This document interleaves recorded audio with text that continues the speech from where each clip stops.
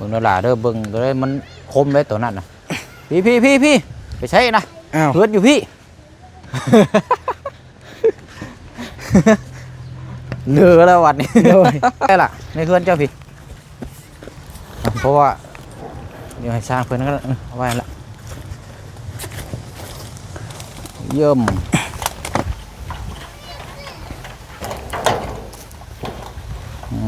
อ่ะ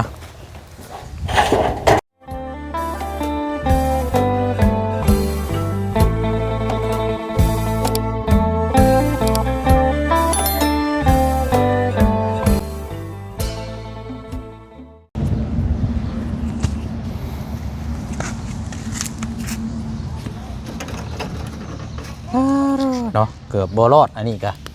มักกระเลิงงับแล้วแหละนี่ก็เบิ่งนี่แต่ว่ามันนักถ้าเป็นแบบคือสังกะสีนั่นพอแห้งยันปิวไปอยู่เนาะหับแกเองเลยพี่น้องเนาะเพราะว่าทางสิให้มาส่งบัด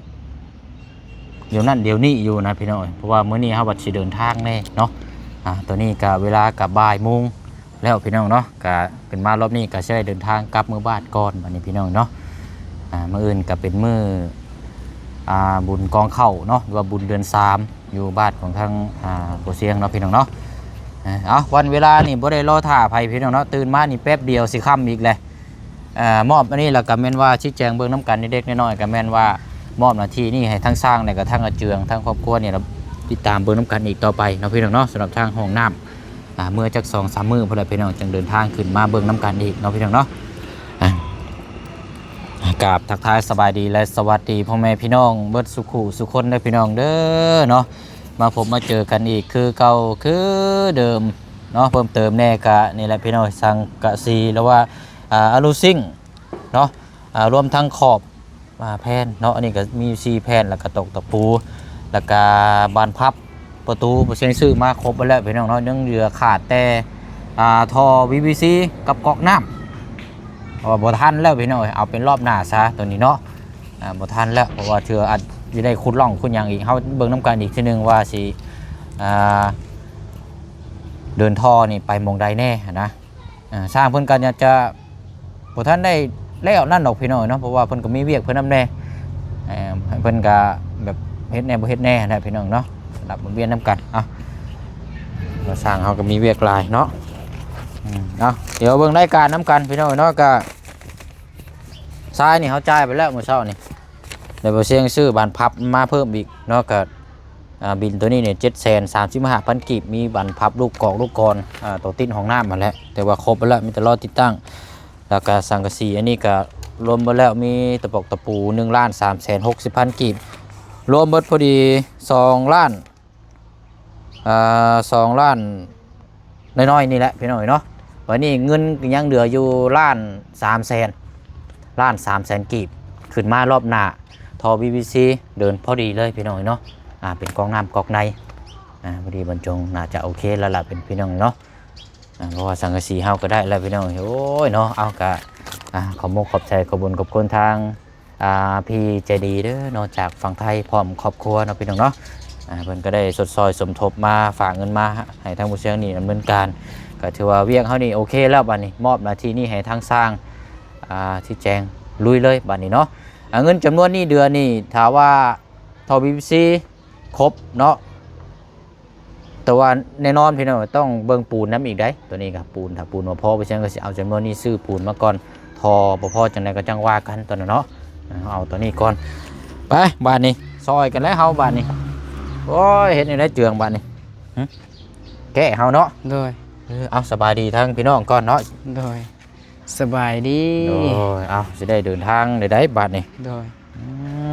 เอาแกะเลยเฮาบ้านนี้เอาแกะเอารถลวดเอาละเอาไว้ใส่รถนั่นกันโดยเพราะว่าสูตรลวดยังใหม่อยู่เนาะโดยน้องฮังยังมาได้มาบ่ยังมากินข้าวอยู่พุ่นเลยบ่น่ะโดยหากันแล้วเข้าใส่คันหนึ่งโอ้ดีโลนี่เนาะเอาอันนี้มีครบไปเลยอันนี้เก็บไว้บัดสร้างเพิ่นต้องการแล้วเจ้าอย่างอันนี้เนาะเราแก้ใส่ในถุงเดียวกันก็ได้อย่างนี้ละแล้วผิวมันจังง่าย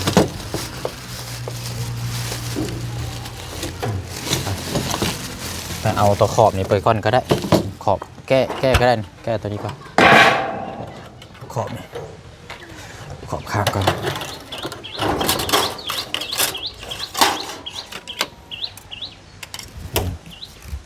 ถือเอาใส่ แบกตัวนี้เลยบ่ แล้วแต่เจ้านะแต่ว่ามันจะได้ก็สองเที่ยวอยู่แล้ว โดย ถ้าเอาตัวละตัวนึงก็ได้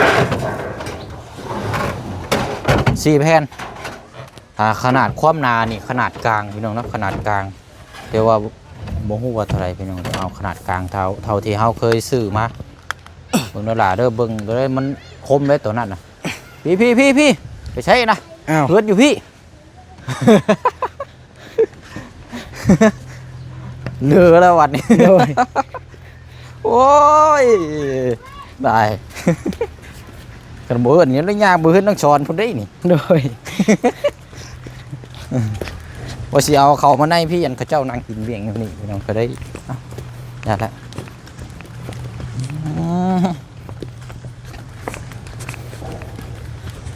เอาสีเดียวกันเลยเพราะว่าขอบขังตัวที่เฮาอันนั่นแหละเฮาบ่อยากไว้เนาะประหยัดงบใช้กันเอาไว้ในพี่ก็ได้ล่ะในเพื่อนเจ้าพี่เพราะว่าเดี๋ยวให้สร้างเพื่อนก็เอาไว้ละเยิ่มเบิ่งเด้อเป็นไงได้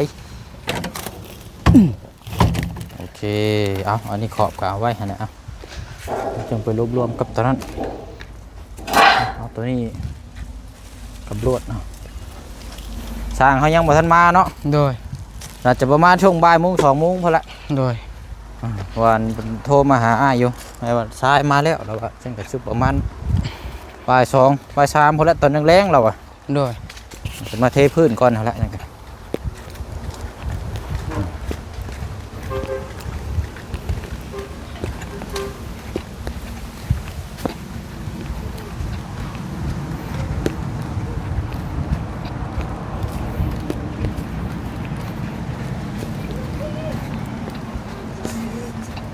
ใช่ลงทางอีกบอก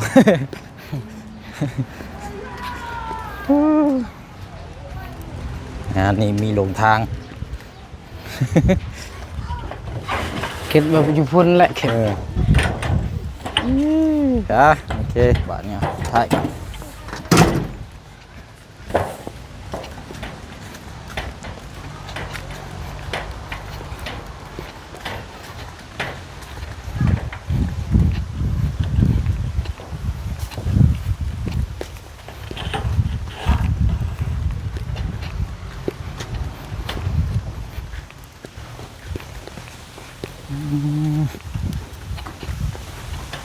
เป็นจะได้น่ะเขาเจ้ารุดแล้วหรือบ่อนั่นน่ะ ยัง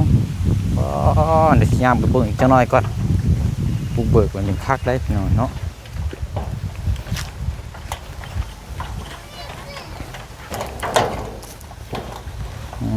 อ่ะเรียบร้อยเนาะมานั่งนี่เบิ่งนี่ก่อนบัดพวกนี้นี่ก่อนไปปึ๊บนั่นยางนะไม่ใช่กูยังปวดหัว โดย โอ้ย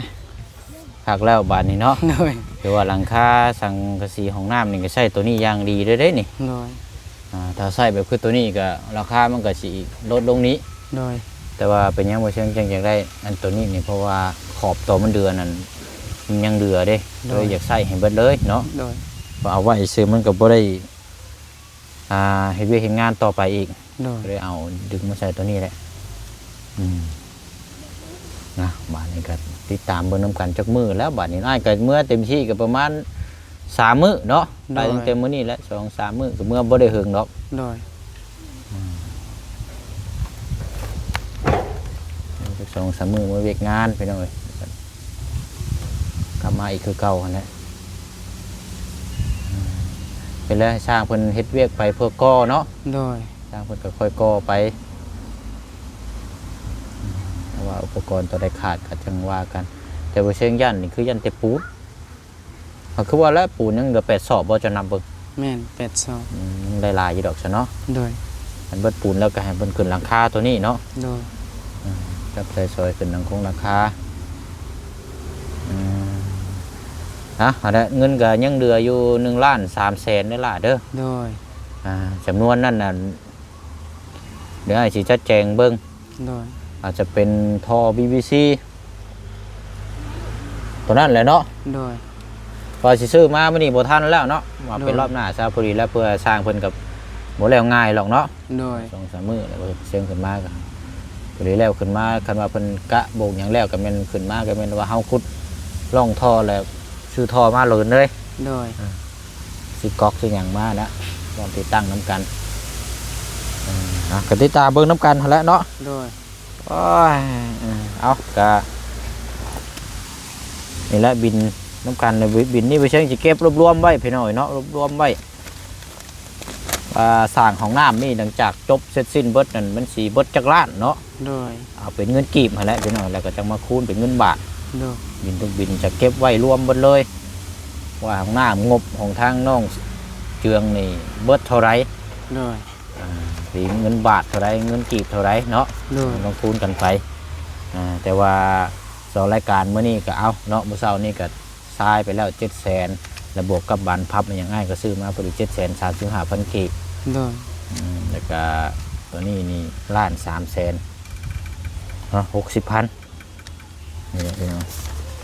1,360,000ตัวนี้ก็735,000บินตัวนี้อาจจะเก็บไว้เอาไปรวมกับตัวนั้นพอละอยู่ในรถนะเด้อ โดย เอาเดี๋ยวสิย่างไปเบิ่งท่านจังน้อยก่อนไปน้อยคักแท้เนาะ โดย บุกเบิกอัน แปลนมันเลย ก็สิเด้บัดนี้ก็เจ้าสิไปเข้าห้องน้ำอยู่ใช้บัดนี้ ทั้งนี้ก็แปลนหมด เนาะทั้งนี้ก็เหลื่อมหมดเลย โดย ตายคักบัดนี้ทำลายห้องน้ำแล้วบัดนี้เนาะ มีแต่ข้าวดงและข้าวปลาอยู่พุ่น ขึ้นภูพุ่นแล้วเนาะ โดย เพื่อปีนขึ้นภูขึ้นผามันจะบุกย่อยออกบ่ เจ็บท้อง เนาะ เจ็บท้องยันมันบ่ไหวแล้วเจ็บท้อง มันสิกิ้งกลุ่มๆลงมาเต้ล่ะ โดย คักแล้วบัดนี้พี่น้อยเนาะเอาละเนาะมีแต่ว่าระหว่างนี่ก็อ้ายบ่ได้ขึ้นมาก็คือเก่าเด้อล่ะ โด เด้อย มันจะอยู่เพื่อนชาญก็เบิ่งน้ำสร้างน้ำเนาะ โดย ปอกแป๊กไปหั่นแหละเรามาย่างเราต้องสร้างประเทศเวียกเองแต่ว่าเฮากะปูเฮาอยู่เพื่อนชาญนี่นก็ให้เว้าหั่นแหละเนาะ โดย สบายเบิ่งน้ำคันเล็กๆน้อยๆไปบัดนี้เนาะเดี๋ยวให้ทางอาเจืองเนี่ยเนาะฝากขอบมกขอบใจอวยพรอวยไซให้ทาง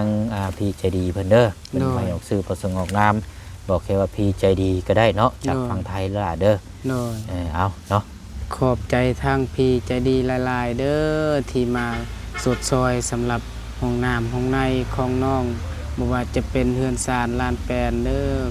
ดินดอนตอนหญ้าก็ถือว่าขอบใจทางพี่ใจดีหลายๆขอให้พี่ใจดีนั่นอายุมันควรยืนเด้อให้ร่างกายสุขภาพแข็งแรงให้ไปทางใดมาทางใดก็ขอให้มีแต่ความปลอดภัยความจงเจริญเด้อนอนหลับขอให้ได้เงินหมื่นตื่นมาขอให้เจ้าได้เงินแสนเด้อวาสนาสิ่งใดขอให้เจ้าได้สิ่งนั้นเด้อพี่ให้ผ่านมารบ่ให้เบียดเด้อไปทางใดมาทางใดก็ขอให้เทวดาเบิ่งแยงคุ้มครองเด้อสาธุ โดย แล้วก็ขอบใจทางเบาเสียงนำแล้วก็ทีมงานแล้วก็ FC เบิดทุกคนเด้อขอให้ไปทางใดมาทางใดก็ขอให้สำรวจปลอดภัยให้จงเจริญให้อายุมันควรยืนเด้อสาธุ ไปเฮาไปเบิ่งอันนั้นจังน้อยก่อนปะ โดย อันนี้ก็เอาไว้นะแต่ว่าบอกห้ามเล็กน้อยเด้อ โดย อันตรายเด้นี่ทุกเข้าไปอีกละคมใช่นี่ปีดนี่บ้าเอาละบอกเพิ่นก่อนก็ได้ โดย เพิ่นมาเล่นแถวนี้อันตราย จอยเลยจะกินอ่ะจวดสังสี มันสิบาดตีนนี่ตัวนี้ก็จังไปรวบรวมอยู่พุ่นก็ได้ โดย ตัวนี้แหละจะไปต่อกัน โดย ใส่นะฮอดใส่แล้วย่างไปพี่ก่อนก็ได้จังไปเบิ่งต่อมื้อเช้าเด้ยงมาโคกมาพี่ ใกล้สิหมดแล้ว เนาะโหลนี่ ไปข้าเจ้าแฮะ มืออาชีพดีโลนี่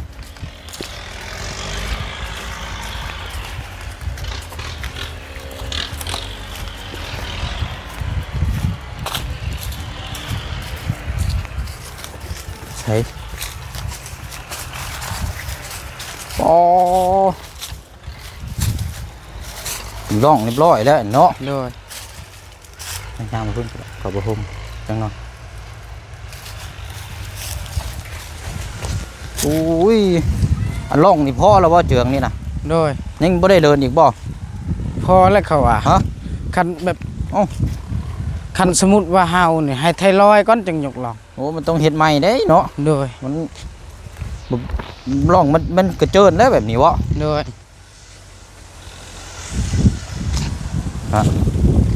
เดินล่องไม้เนาะ โดย เดินล่องไม้แล้วก็พอดีเลยบัดนี้ปลูกเนาะ โดย อ๋อนี่มันยังกกลำไยบ่นี่นะ โดย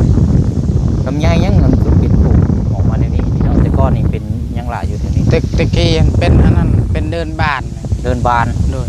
ก็ปลูกแดนแหละตัวนี้ เดินบานเตะบานนี่บ่ โดย เอ้า ตะกี้เป็นเดินบ้าน สนามกีฬาบ่อยู่นี่ตะ โด กี้นะ ย มันก็จังว่ามีกกอันนี้นี่เนาะ โดย อันจังว่ากกอันหมักลำไยนี่เขาเจ้าปลูกอันนี้ โด เนาะ ยปลูกให้หบ ปลูกให้ห่มเนาะ โดย ตามแดนนะฉันสิว่ากันเนาะ โดยตามแดน เดินบานนี่แต่หึงนะบ่นี่นะสมัยได้ เฮิงแล้วเฮายังน้อย เจ้าก็เคยมาเล่นอยู่นี่บ่ เคยอยู่ตอนนั้นเขาอันนั้นมาเล่นในนี่ผู้หมูหันใหญ่แล้ว ก็เฮ็ดอันนั้นแจ้วใส่ขี้ไก่ให้เฮากินเฮาก็กิน เจ้าใส่ขี้ไก่ โดย มัวไปชั่วแหละ จำมักมีตอนนั้นเฮาเคยอยู่น่ะ แต่ว่านี่มันเป็นเดินกีฬาเนาะ โดยแต่ว่าเฮายังน้อย หลังจากนั้นต่อมาเลยบัดนี้คือบ่ได้เป็นเดินกีฬาเลย บ่ มันเป็นแบบต่อ มันหกเลย บ่มีไผมาสืบต่อบ่มีไผเล่นน่ะปล่อยเลย โดย นี่จะเป็นปลากล้วยบัดนี้เนาะ โดย ปลากล้วยแล้วมันเป็นปลามันแล้วบัดนี้เนาะ โดย ว่าจังว่ามีกกลำไยเนาะ โดย เพราะว่าให้มันเกิดธรรมชาตินี่ยากเลยเนาะ โดย อันนี้เพิ่นปลูกเอาอันนี้เนาะ โดย โอ้ยทำสิกินหมากนี่เนาะ โดย แย่ดีๆบัดนี้ไปหมดแล้วไปพี่น้องไอ้พวกเอาไปมาตอนเขามาเข้ามาแรกนี่เพื่อนเจ้านี่โว้ยตายคักบัดนี้เนาะอยู่ป่าได้แล้วนี่ โดย บัดนี้มันแปลนโล่งหมดเลยบัดนี้พี่น้องท่านนั้นก็โล่งท่านนี้ก็โล่งอ้อมมาหมดเลยน่ะ โดย แล้ว สร้างมาแล้วเด้ ฮะ สร้างมาแล้ว เอาพอดีแล้วซะเนาะเดี๋ยวจะได้เฮ็ดเวียกเลยเนาะ โดย จักโมงแล้วซะสบายโมงเนาะ โดย เบิ่งก่อนจังน้อยซะเนาะบางเทื่อแต่ว่ายังบ่ทันนั่นก็อาจสิรอเบิ่งนํกันอีกจังน้อยเนาะสร้างประเทศพื้นได้ยังโอ้คักอีหลีนี่เนาะ โดย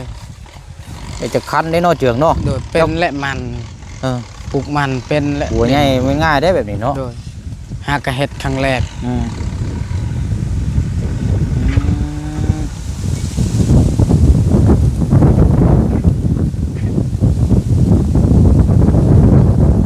มันว่าเจ้าก็เคยขับอยู่บ่รถ บ่เคย เคย สมัยอ้ายเคยเฮ็ดงานอยู่ลพบุรีนั่นงานสวนบักแตง โดย รถแท็กเตอร์แต่ว่ามันเป็นรุ่นน้อย เคยขับอยู่ตัวนี้แหละขับแรกก็คือสั้นอยู่นั่นแหล้ว โดย เขาเกียร์ยากๆเนาะ โดย แต่เป็นตัวน้อยนะตัวที่ว่าเขาแก่แบบว่าฮดสิก้นกกอันหมักแตงเด้ โดย แกกระถางยางสีดยาได้เขา โดย เคยขับอยู่โอ้มีโอกาสก็อยากไทยอยากลองไปซี่จิกเกอร์อยู่เนาะ โดย โอ้ยเนาะเอาแป๊บเดียวเนาะ2 คันซอยกัน โดย เดินล่องไหมเนาะ โดย ล่องนี่ยังบ่นั่นปานใดเห็นล่องให้มันคู่ขึ้น2 ข้างนะ โดย หัวนี่บ่เว้าว่านี่นะมันคือว่าแล้วคันว่าเพิ่นพอแล้วก็เฮาก็ค่อยทำมาเนาะ โดย 4 ล้านพี่น้องน้องกว้าง 4 ล้านประมาณได้เฮกตาร์เนาะ เนาะ เฮกตาร์ ๆได้แล้ว พอเฮ็ด สิเฮ็ดแล้วนี่ก็พี่น้องเนาะกกไม้รอดนี่ตัดลงรถนี่ตัดเงานี่ตัดเงาเอาพื้นลงมาใส่จุ โดย ตัดแน่ลงมานี่ก็ลงทางไหนก็ได้ โดย ตัดลงมาพี่ก็ได้เลิศเนาะพี่จุวัดปี โดย ต้องไปหาไกลลงไปนี่ก็เป็นห้วยอันนี้เนาะ แม่นห้วย ห้วย พุ่นห้อยน้ำท่วมแล้วนะ มีแต่ห้อยอันขาวๆกระต้นกระเต้นนะเนาะ โดย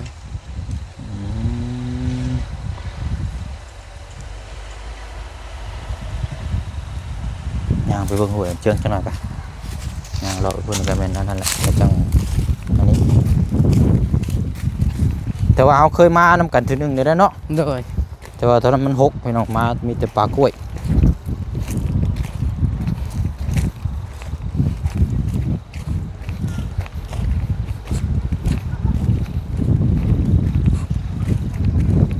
อุ๊บ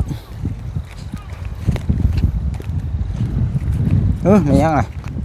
พากันเฮ็ดหยังน่ะ เด็กน้อย โอ้ตรงห่วยเด้อบ่ ว่าห่วย อ๋อ บ่เป็นตาสิอาบซ้ํ ไม่ยังพากันนั่งอันนั้นแท้นี่ บ่ยังตกบ่นี่บ่ลูก ตะกี้มันเป็นทางนี่ เจ้าถมเนาะ โดยบ่เป็นตาสิอาบซ้ํน้ำ โอ้ยน้ำมันนั่นหรอกเบื่อนบ่เลยน้ำก็บ่ได้หลายเนาะ โดย cái cứ chặt đâu cái là เบิ่งเด้อหาเด้อพากันนั่ง โดย กิ้งลงหันห้วยจะไปซุกกันได้เอ่ย ก็เห็นอีกอยู่หลุม นั่งดินกันดีๆได้หยอกกันไปซุกกันนั่นห้วย โดย ผิดพลาดกันอีกแล้วเนาะ โดย โอ้ยโอ้ยโด่งเลยแล้วบัดนี้เนาะสบายแล้วเนาะอยู่หลังบ้านนี่ บ่ยานแล้ว ตะกี้ยังว่ามุงนี่แล้วหกแหงเนาะ โดย นี่โล่งหายในพริบตาเลยบ่พอมือเนาะ โดย เสร็จว่าพี่น้องอันนี้แหละเป็นห้องว่าเงินเนาะ โดย สมว่าเงินนี่เหรอเดียวไปจัดเนาะเอาเพิ่งสำลีแล้วเอาไปเอาก้อนบาทนี่ไปพี่ก็ได้บ่ล่ะ ได้ คู่กับพี่เนาะ โดย อึบโอ้ยนี่ได้นี่ไม่รอดนี่ตักสติงไม่ใช่รถนี่กุ๊กยังอันนี้นี่ จักกกหยังนี่ กุ๊กแหนบ่ แม่นแหละกก เนาะ แฮน แล้วว่าคือกุ๊กแหนใหญ่ทำเนาะ โดย โอ้ยจุพื้นแหนใหญ่ได้นี่ป้าสาตามร้านแล้ววันนี้พี่น้องเนาะก็ตอนที่แรกว่าสิเดินทางเลยพี่น้องพอดีทั้งช้างมาเลยสิรอเบิ่งน้ำเพิ่นอีกจะเด็กจะหน่อยก่อนเนาะเดี๋ยวมาต่อกันคลิปหน้าเนาะคลิปนี้เฮาได้มอบอุปกรณ์ต่อเติมของน้ำให้ทางเจียงเรียบร้อยแล้วพี่น้องเนาะเอาลาพี่ลาน้องกันเด้อพี่น้องเด้อคลิปนี้ก็ขอบมกขอบใจขอบบุญขอบคุณสาธุโมทนาบุญกับทางพี่ใจดีจากฝั่งไทยเนาะจะได้มีส่วนร่วมสมทบซอยของทางห้องน้ำเจียงแล้วก็ทางน้องห้างเนาะเพื่อให้สำเร็จลุล่วงไปด้วยดีเนาะ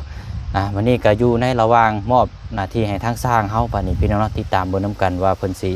เฮ็ดแล้วมื้อใดแล้วก็ว่าสิ